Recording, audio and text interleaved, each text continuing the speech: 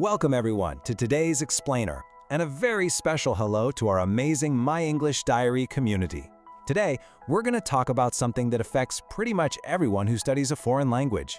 Think about it for a second. Think about how much time, energy, and even money people spend just trying to reach a specific English level. We stress out over getting that perfect score, right? Well, today, we're going to dive into why almost everything you thought you knew about English levels like A1, B2, or C2 might actually be completely wrong. It's time to uncover the truth.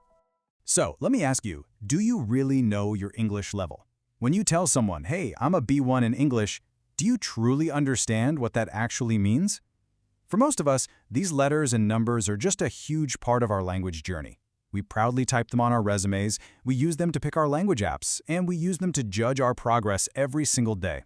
But by the end of this explainer, I promise you're going to have a totally new, highly confident perspective on what your level really means and exactly how you should be learning moving forward.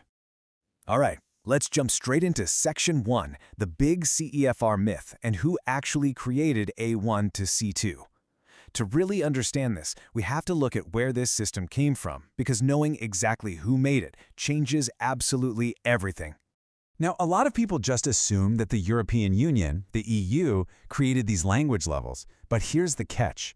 The framework was actually created by the Council of Europe. And this is a massive difference. The European Union is a political organization, but the Council of Europe is strictly a human rights organization. So it raises a super important question, right? Why on earth is a human rights group writing the rules for language learning? What do human rights have to do with learning English?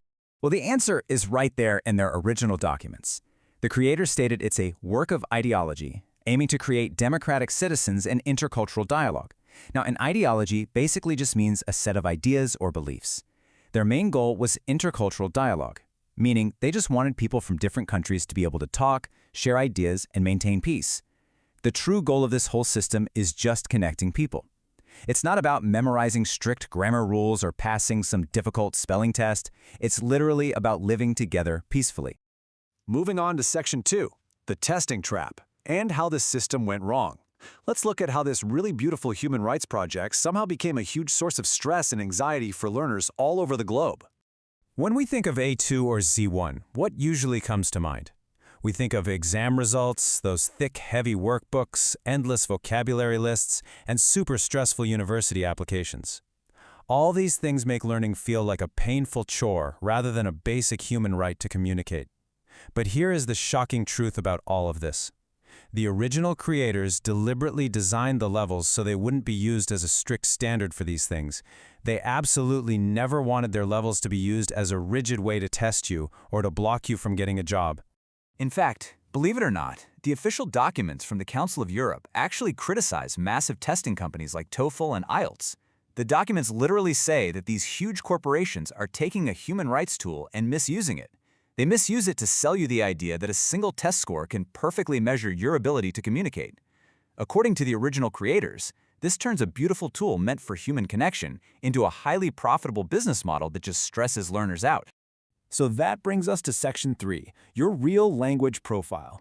Because you are definitely more than a single letter and number.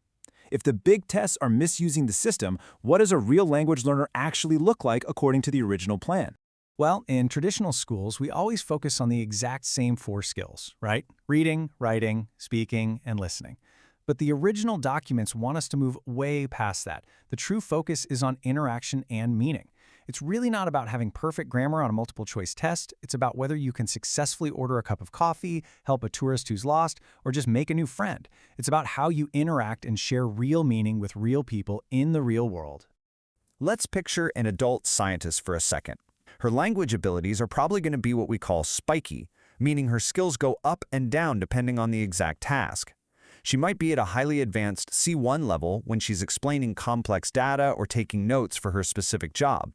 But if she's just having an informal discussion with friends at a cafe, she might only be using a B1 level.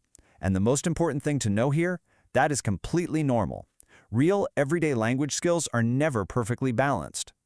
As the original text states so perfectly, learners do not have and do not need equal abilities in every part of language. Honestly, this is such an incredibly freeing concept. Think about it. If you only need English to travel on your summer vacation, you absolutely do not need a C1 level in writing professional business emails. You only need the English that fits your personal life. Realizing this truth should take so much pressure off your shoulders as a learner. Finally, let's head into Section 4, Climbing the Mountain, and taking control of your learning. Let's see how changing your perspective on these levels completely changes the way you should study every day. So, bad language learning uses a fixed curriculum made by people far away who don't even know you. It focuses on your deficiency, meaning it punishes you for all the things you can't do yet. But good language learning, that's learner-controlled. It's based entirely on your specific needs, and it focuses on your proficiency. It celebrates all the amazing things you can actually do right now.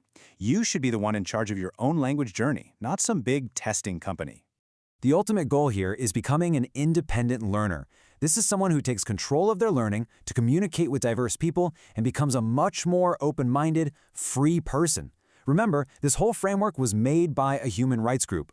Freeing yourself from false authorities and controlling your own education is a basic human right.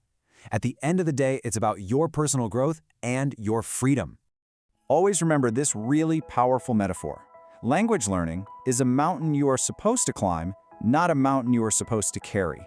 It's definitely hard work to climb it for sure, but you have to stop carrying that heavy burden of meaningless exam scores and the stress of comparing yourself to some artificial standard. Put that heavy mountain down and just focus on enjoying your climb.